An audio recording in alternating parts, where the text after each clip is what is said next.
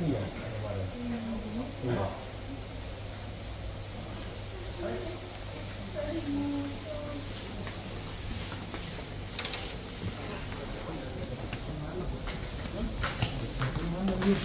Ada ntar bangun yang lebih.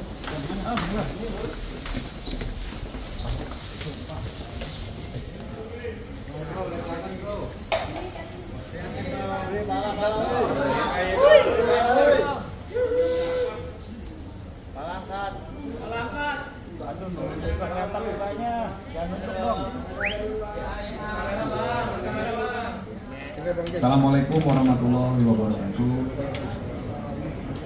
Salam sejahtera buat kita semua. Shalom, Om Swastiastu, salam kebajikan, nama budaya. Yang kami hormati Bapak di Reskrim Polda Metro Jaya, beserta tim, ya Pak Kasubdit Jatan Ras, penyidik, Pak Kanit 2. Kemudian yang kami hormati rekan-rekan ahli, karena penyidikan ini dilakukan secara scientific crime investigation dengan kolaborasi interprofesi. Antara lain yang pertama yang kami hormati Ketua Umum Asosiasi Psikologi Forensik atau APSIFOR, Bapak Nathanael Sumampau, PhD. Kemudian dari tim kedokteran forensik Rumah Sakit Polri Kramat Jati juga hadir, dipimpin oleh Ibu Dr. Farah SPFM. Terima kasih Bu. Kemudian yang kami hormati tim dari Puslapor Bareskrim Polri yang juga membantu dalam proses penyidikan kasus ini, Pak AKBP Faisal Rahmat dan Kompol dari Prianto yang kami hormati.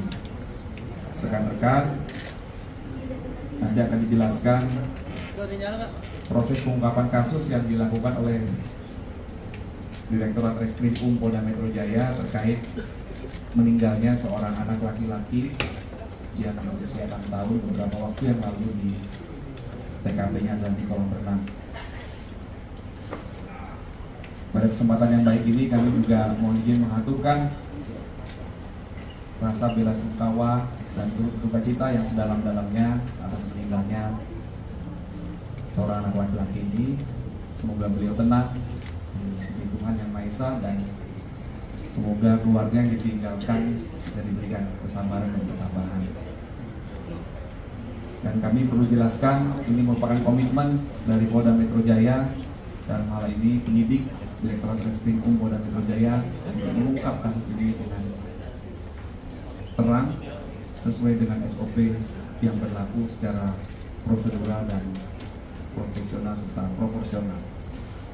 Selanjutnya kami persilakan kepada Bapak di Reskrim untuk menjelaskan terkait pengungkapan kasus ini. Bismillahirrahmanirrahim. Assalamualaikum warahmatullahi wabarakatuh. Selamat siang dan selamat sejahtera bagi kita semua. Om Swastiastu, namo kebudayaan. Salam presisi. Pada kesempatan yang baik ini, izinkanlah kami dari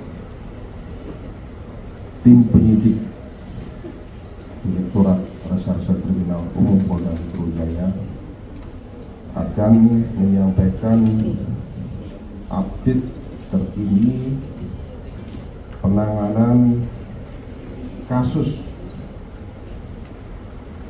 terhadap meninggalnya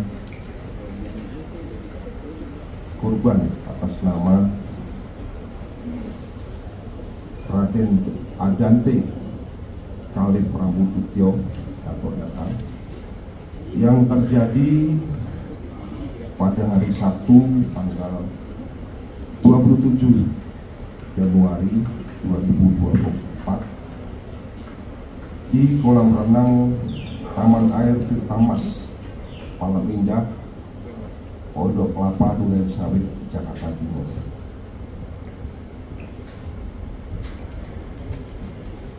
Setelah terjadinya kejadian tersebut, selanjutnya penyidik melakukan pemeriksaan sejauh ini, baik dari keluarga korban, kemudian dari pengelola kolam renang, termasuk security maupun manajemen kolam renang, kemudian dokter rumah sakit Islam dan perawat rumah sakit Islam, termasuk dokter dari rumah sakit primer.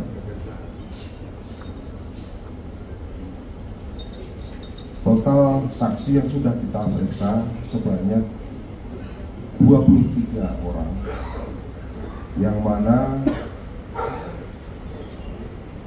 dari 23 orang tersebut kita juga sudah melakukan pemeriksaan terhadap ahli forensik, yaitu Dr. Farah, yang mana beliau adalah sebagai ketua tim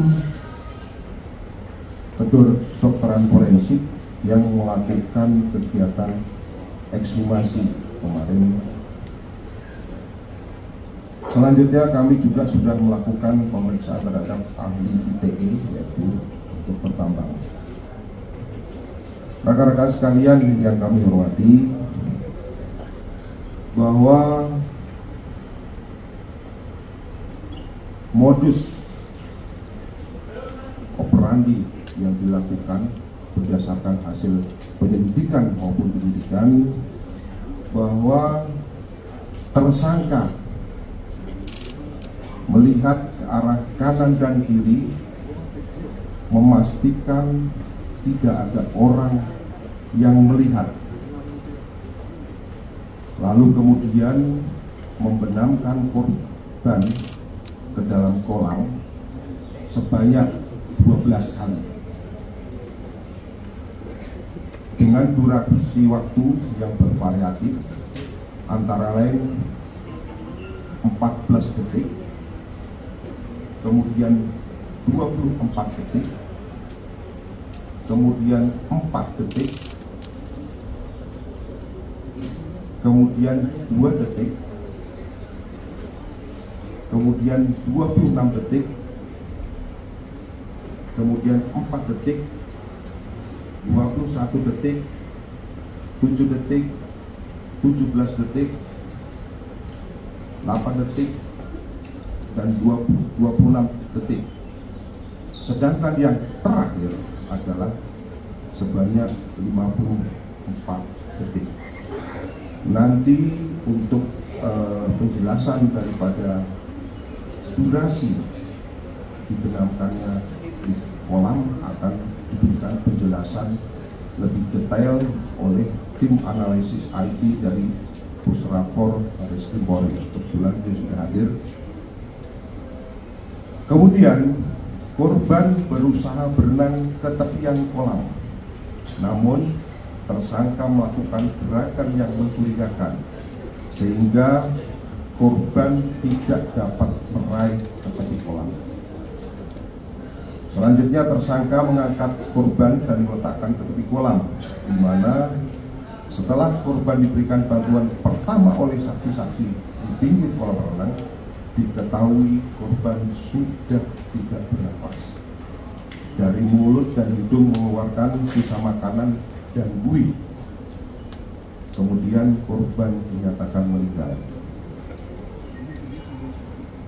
Dari modus operandi tersebut, fakta-fakta di dalam proses penyidikan kami sampaikan sebagai berikut, bahwa pada hari Sabtu tanggal 27 Januari 2024 sekitar pukul 11.30, saksi Tamara yang merupakan ibu kandung korban bersama dengan korban berangkat dari rumah tempat tinggal menuju ke rumah saudara YA yang beralamat di Pondok Kelapa, Jakarta Timur, dengan tujuan untuk mengantar anak korban ketemu dengan anak daripada tersangka, yaitu berinisial MMA.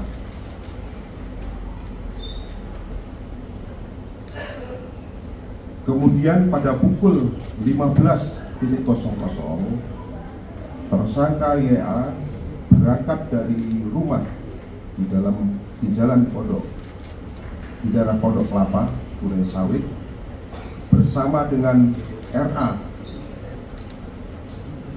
yang merupakan korban dan MMA yang merupakan anak daripada tersangka menuju ke kolam renang di Jalan Raya Pondok Kelapa, Duren Sawit. Sebelum berenang, tersangka mengajak korban RA dan anak tersangka MMA untuk melakukan pemanasan. Setelah itu anak korban yaitu RA dan anak tersangka MMA masuk ke dalam kolam dewasa yang mana kedalamannya setinggi 130 cm atau 1,3 meter,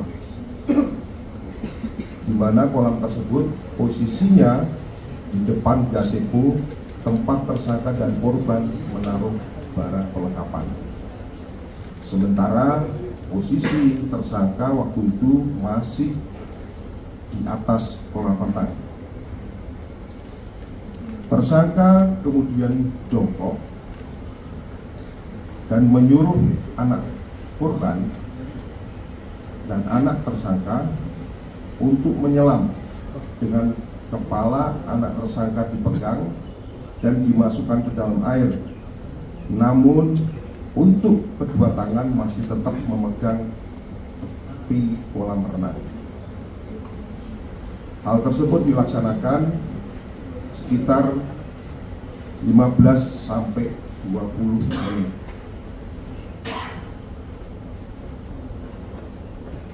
Setelah itu, tersangka dan korban dan anak tersangka pindah dari kolam anak-anak menuju ke kolam dewasa, di mana pada awalnya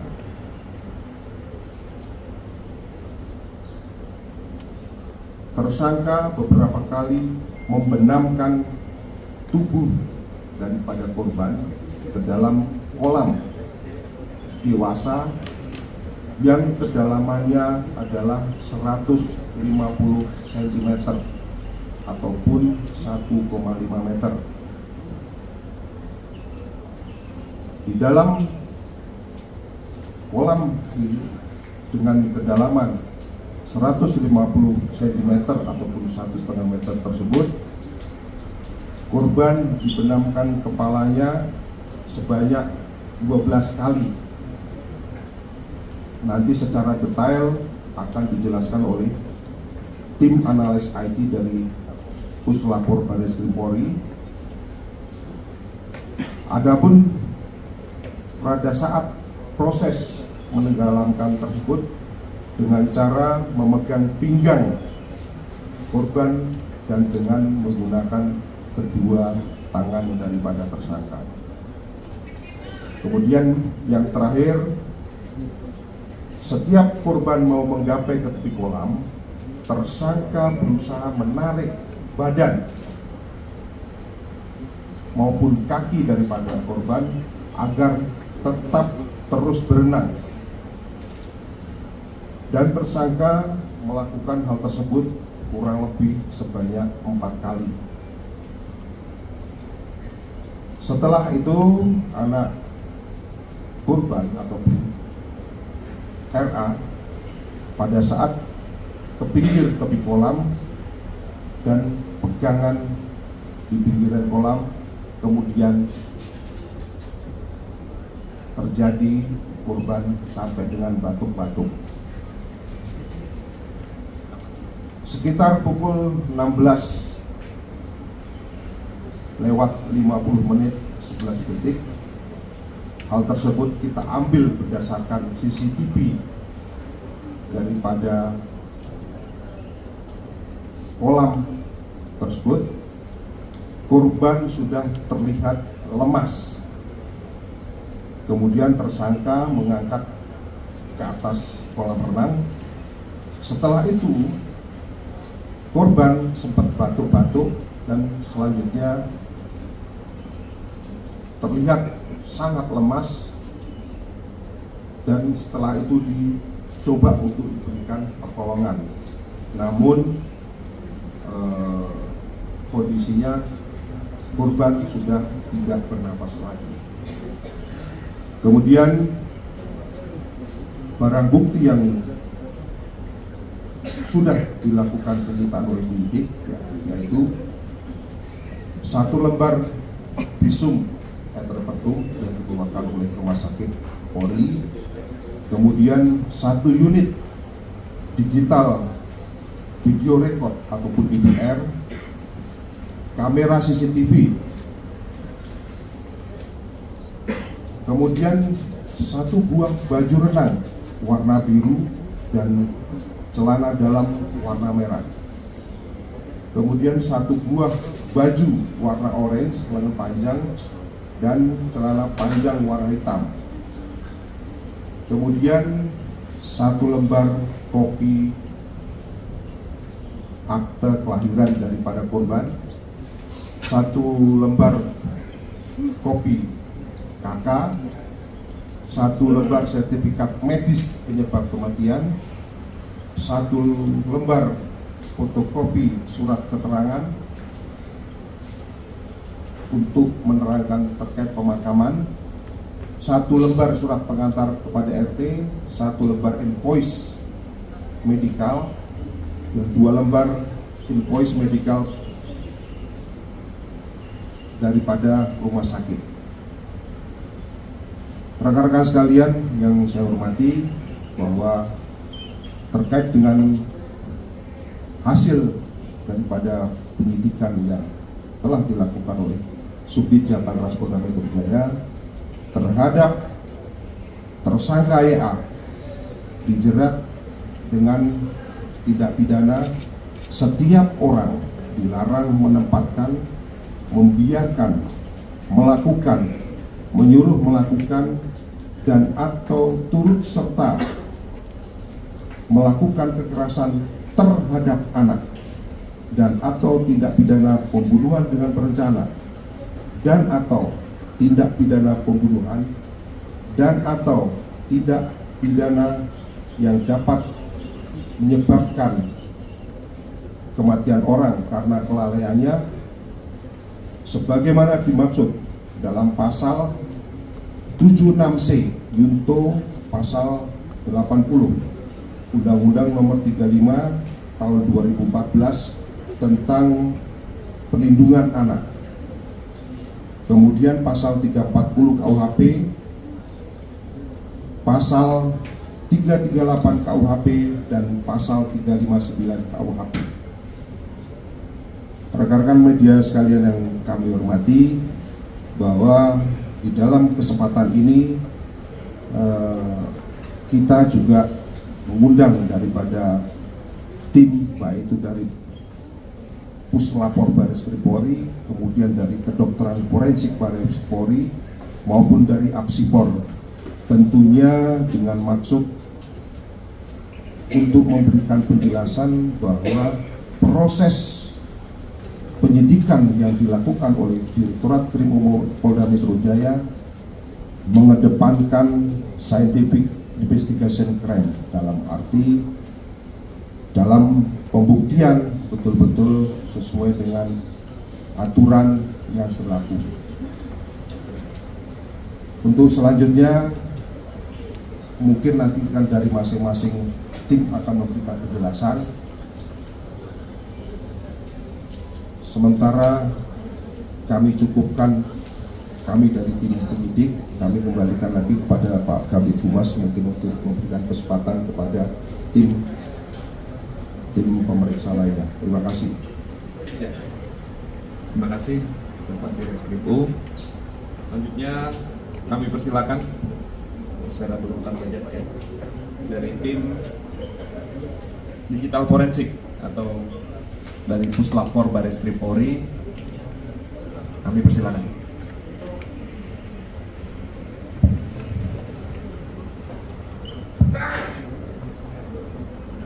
Bismillahirrahmanirrahim. Assalamualaikum warahmatullahi wabarakatuh. Yang saya hormati Bapak Direskrimum Polda Metro Jaya, saya hormati Bapak Kabid Humas Polda Metro Jaya, dan Kedokteran Forensik Puslapor. Atas izin Bapak Kapus Lapor Baris Polri, kami menyampaikan beberapa hal tentang teknis pemeriksaan.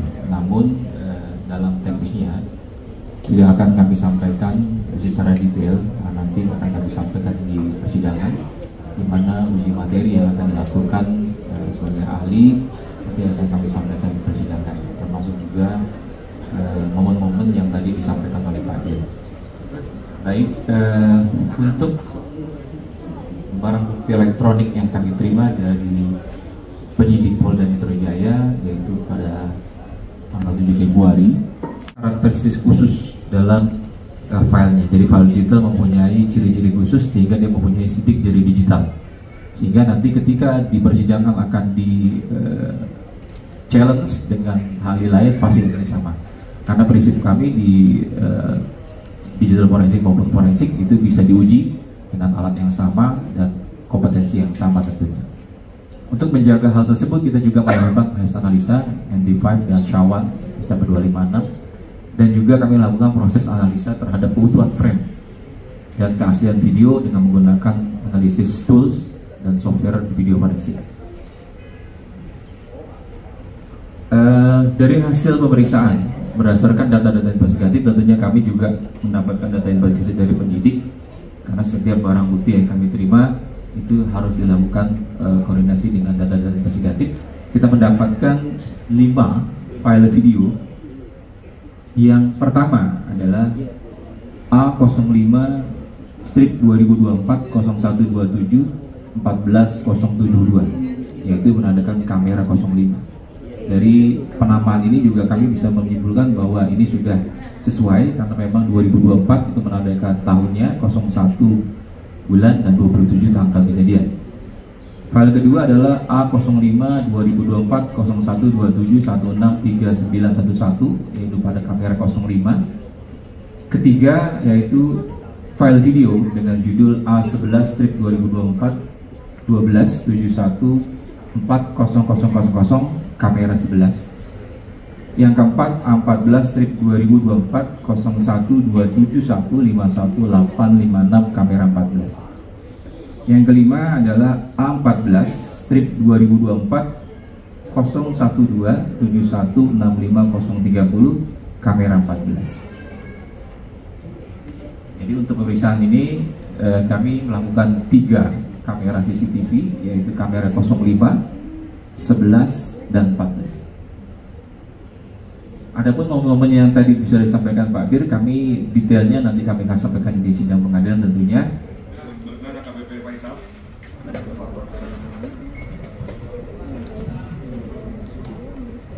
Assalamualaikum warahmatullahi wabarakatuh. Selamat siang dan salam sejahtera. Izin Bapak Dirkrimum, Bapak Humas, Subdit Taras, Kapolri, staf perkara dan psikolog. Kami akan menerangkan tentang hasil pemeriksaan barang bukti organ hati milik korban Raden Adante Khalif Pramudyo yang kami terima pada hari Rabu tanggal 7 Februari tahun 2024 sekitar jam 18.00 WIB atau jam 6 sore. Kemudian kami terangkan dulu bahwa lab kami, lab toksikologi lingkungan Puslapor, sudah terkalibrasi. Kemudian pemeriksanya sudah tersertifikasi, instruksi kerjanya sudah tervalidasi, dan instrumennya sudah terkalibrasi oleh ISO 17025 tahun 2017. Jadi pemeriksaan kami adalah sangat valid dan akuntabel, bisa dipertanggungjawabkan. Nah, pemeriksaan yang kami lakukan adalah meliputi pemeriksaan alkohol, kemudian pemeriksaan arsen, kemudian pemeriksaan cyanida, pemeriksaan merkuri, pemeriksaan pestisida, dan pemeriksaan obat-obatan berbahaya dari organ hati milik korban. Dan hasil pemeriksaan kami menggunakan 6 tahap, yaitu pemeriksaan secara konway, kemudian good shape, kemudian GC, kemudian yang kromatografi, kemudian pemeriksaan GCMS dan LCMS. Kesimpulannya yaitu hasil pemeriksaan organ hati korban adalah negatif, tidak ditemukan zat yang berbahaya di organ korban Raden Adante Khalif Pramudityo. Demikian hasil kesimpulan pemeriksaan dari toksikologi korban dalam hal ini organ hati milik korban. Untuk kemudian kami silakan kembali ke Bapak Kabid Humas. Terima kasih. Assalamualaikum warahmatullahi wabarakatuh. Terima kasih. Beliau ini AKBP Faisal Rahmat. Ini dari ahli toksikologi dari Puslapfor Barreskrim Polri ya. Mohon maaf tadi belum kami sampaikan. Terima kasih Pak Faisal. Selanjutnya berkenan dari Asosiasi Psikologi Forensik. Kedokteran dulu. Siap. Dari Dr. Farah dulu ya. Monggo. Dari kedokteran forensik.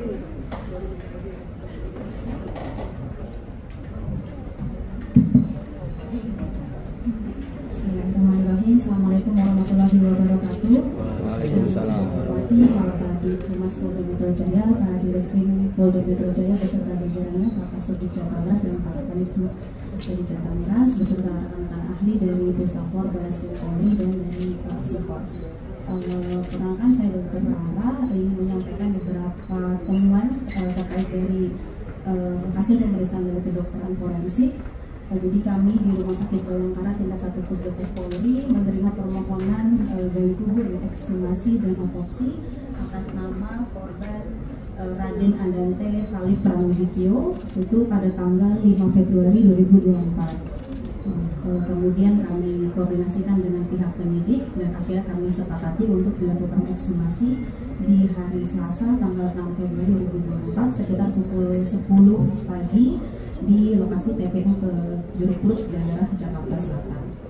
Dalam pemeriksaan tersebut saya bersama tim kami mengetahui ya bahwa korban telah dimakamkan kurang lebih selama 10 hari, sehingga hasil temuan kami memang secara kesimpulan aja izin Bapak, jadi kesimpulannya memang jenazah almarhum sudah dalam kondisi decomposition lanjut ya, jadi sudah pembusukan lanjut, di mana beberapa kulit di daerah wajahnya, kemudian leher, dada itu tampak sudah menghilang sebagian karena proses pembusukan. Kemudian pada kulit di daerah lain tidak kami temukan ada tanda-tanda kekerasan. Kemudian pada tulang belulang dari korban almarhum juga tidak kami temukan adanya patah maupun retak ataupun hal-hal sifatnya perdarahan atau resapan darah tidak ada. Kemudian untuk membantu proses penyidikan, seperti yang diketahui ada indikasi adanya tenggelam atau tidak, tentu biasanya di kedokteran forensik itu kami akan menilai apakah untuk jenazah yang masih segar ya, biasanya kami melihat apakah kondisi tubuhnya itu basah, kemudian biasanya kalau orang terendam lama dalam air itu ada tanda-tanda terendam seperti nanti keriput atau mungkin kita sebut sebagai washerwoman's hands di telapak tangan maupun di telapak kakinya.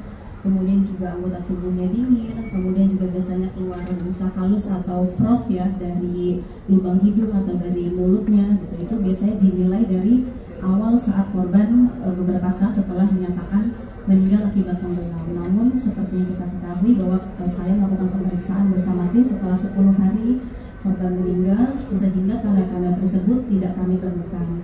Namun berdasarkan dari keterangan dari dokter awal yang melakukan pemeriksaan terhadap korban, yaitu di Rumah Sakit Islam Pondokopi dan di Rumah Sakit Pemda Jatinegara, tanda-tanda tersebut ditemukan dalam pemeriksaan mereka. Sehingga ada tanda-tanda terendam pada kondisi korban itu memang dipastikan ada.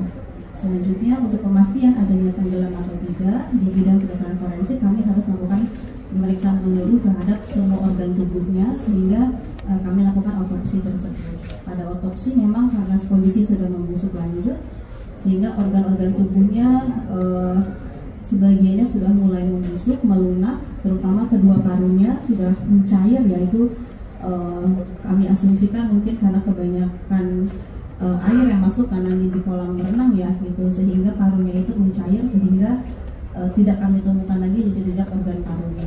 Kemudian juga untuk pemastian tenggelamnya kami harus mengambil organ dari sumsum tulang, yaitu jadi tulang pahanya kami ambil untuk dilakukan pemeriksaan destruksi asam, atau nanti kita periksa adanya tumbuhan air di dalam sumsum tulang tersebut. Gitu. Mengapa harus diambil? Karena memang di setiap air menggenang, baik itu air tawar maupun air asin, pasti akan ada tumbuhan airnya, yaitu berupa ganggang ataupun diatom. Jadi fokus kami pada saat ekshumasi itu pun itu yang kami cari. Karena kalau untuk mencari adanya air dalam lambung atau usus atau mungkin parunya ngembang, itu agak susah mengingat kondisi korban sudah 10 hari dimakamkan. Sehingga pada saat malam itu juga kami langsung ke Puslapor Bareskrim Polri di Sentul. Kami melakukan pemeriksaan destruksi asam dan di sumsum tulangnya dan di organ hatinya kami temukan adanya tumbuhan air berupa ganggang. Dengan demikian keterangan dari penyidik bahwa saat pemeriksaan pertama di Rumah Sakit Pondokopi dan Premier Jatinegara ada tanda-tanda terendam berupa badannya basah semuanya, kemudian tangannya keriput, ditambah ada tanda-tanda kekurangan oksigen berupa bibirnya itu kami sebut cyanosis ya, atau keunguan, kemudian kuku-kuku dari korban juga semuanya ungu, itu menunjukkan bahwa korban memang kekurangan oksigen berat. Kemudian hasil pemeriksaan otopsinya juga didukung kami temukan ada tumbuhan air dalam sumsum tulang dan organ hatinya. Sementara kami menyimpulkan bahwa kondisi korban sesuai dengan korban meninggal akibat tenggelam atau masuknya air ke dalam saluran tulang rusuk. Mungkin dari itu hasil pemeriksaan kedokteran forensik ditambah tadi diperkuat dengan puslapor dari Topli bahwa memang tidak ditemukan adanya bahan-bahan atau senyawa yang bersifat racun yang dapat kita asumsikan menjadi sebab kematian korban, sehingga urutan pertama itu sesuai kondisi meninggal akibat tenggelam itu yang kami pikirkan di bidang kedokteran forensik. Sekian dari saya kembalikan ke Pak Kadif Humas. Terima kasih. Assalamualaikum warahmatullahi wabarakatuh. Baik, terima kasih Bu Dr. Farah. Selanjutnya berkenan Pak Nathanael Sumanto dari Ketua Umum Asosiasi Psikologi Forensik. Silakan Pak Nathanael. Terima kasih. Yang saya hormati Pak Diris Kemkum bersama dengan Pak Kadif Humas dan juga jajaran pimpinan Polda Metro Jaya. Jadi perlu kami sampaikan bahwa Psikor ini kami dari pihak independen. Psikor Asosiasi Psikologi Forensik Himpunan Psikologi Indonesia adalah organisasi profesi dan keilmuan yang menerapkan psikologi dan hukum. Anggota kami adalah akademisi, peneliti, dan psikolog yang memang bekerja di lapangan. Dan dalam kasus ini kami bekerja setelah mendapatkan rujukan dari Direktorat Reserse Kriminal Polda Metro Jaya dalam kasus ini, dan kami membentuk tim yang isinya adalah psikolog dengan kompetensi psikologi forensik, dan juga kami melibatkan tim bagian psikologi dari Polda Metro Jaya melakukan, sudah memulai dan masih akan tetap terus melakukan pemeriksaan psikologi forensik.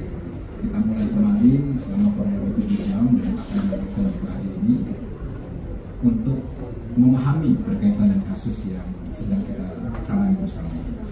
Dan tentunya pertama-tama kami ingin menyampaikan bahwa kami turut prihatin dan berbela-sungkawa terhadap keluarga korban. Rekan-rekan media dan juga masyarakat, kita ketahui bahwa kehilangan, kematian seorang anak merupakan suatu peristiwa kehilangan besar dialami oleh orang tua, oleh keluarga, oleh orang-orang terdekat.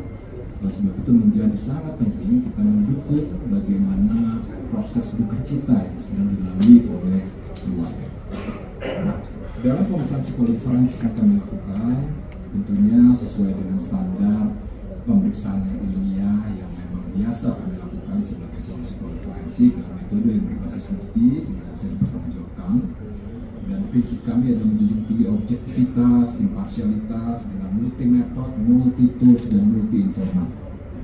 Jadi yang kami lakukan adalah antara lain kami melakukan wawancara investigatif terkait peristiwa, lalu observasi wawancara mengenai status mental dan paling tersangka yang relevan, termasuk di dalam aspek kepribadian, intelijensi, dan kesehatan mental yang bersangkutan. Dan juga kami mengadministrasikan tes psikologi self-inform dan juga analisis data kolateral antara lain BAP, percakapan di sosial media, CCTV, dan lain-lainnya, untuk kemudian kita mendapatkan profil psikologis dari yang bersangkutan sampai sejauh mana yang bersangkutan memiliki kerentanan untuk kemudian melakukan suatu tindakan kekerasan. mengevaluasi kredibilitas keterangan dari tersangka, apa motifnya dan konteks relasinya dalam suatu katakanlah konteks psikososial dari tersangka. Nah, jadi artinya kalau kita lihat di sini memang pemeriksaan psikologi forensik bisa dikatakan panjang karena banyak pihak yang harus kita temui, kita periksa, bagaimana kita lakukan, dan sehingga saat ini kami belum dapat menyampaikan suatu kesimpulan yang utuh lengkap dan memadai mengenai kasus ini. Namun hal yang bisa kami sampaikan adalah bahwa selama pemeriksaan psikologi forensik tersangka cukup kooperatif, yang pertama, dan kedua tersangka memiliki status mental yang relatif memadai, datang dengan kesadaran penuh, dapat memahami pertanyaan diberikan dan menyampaikan informasi terkait peristiwa yang terjadi, termasuk juga tidak ditemukan ada indikator gangguan jiwa yang berat, tidak ditemukan ada indikator gangguan memori, sehingga dengan indikator tersebut secara umum tersangka ini memiliki kompetensi untuk mengerjakan perbuatan. Jadi rekan-rekan media, pemeriksaan psikologi forensik ini masih terus berjalan, data masih terus digali, dan kita butuh waktu tentunya untuk mencapai kesimpulan yang kami memadai.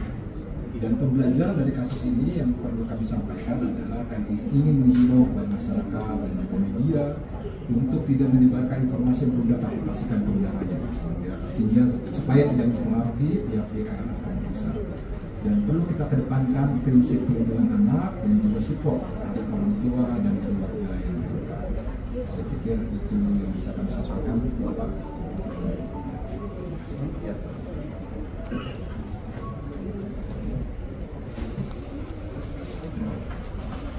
Terima kasih Pak Nathanael. Rekan-rekan, penjelasan sudah disampaikan semua oleh penyidik dan beberapa ahli.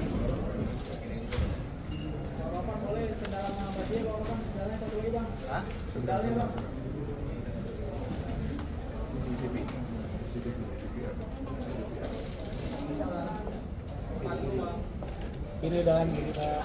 Nah, kiri abang. Kiri. Oke.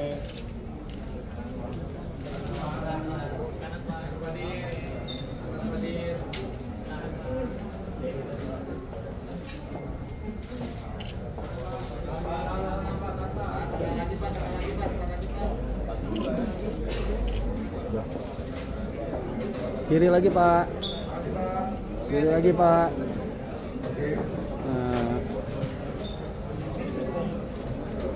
Oke, aku siap. Oke, baik. Oke, terima kasih. Thank you, Pak. Bang Jack.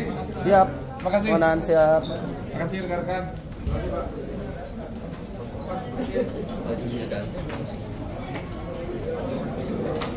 Boleh saya ambil, Bang? Ada kemungkinan tambahan di TS kan, Bang? Nah, katanya wajib di TS kan, Bang? Jadi jangan apa kata media, tapi kita penyidik harus mengumpulkan 2 alat bukti untuk menetapkan seseorang menjadi tersangka.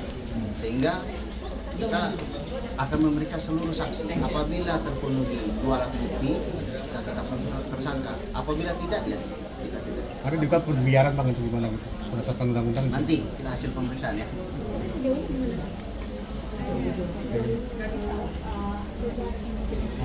Ya, saat ini belum ada, makanya nanti terus akan lakukan pemeriksaan terhadap saksi dan ahli.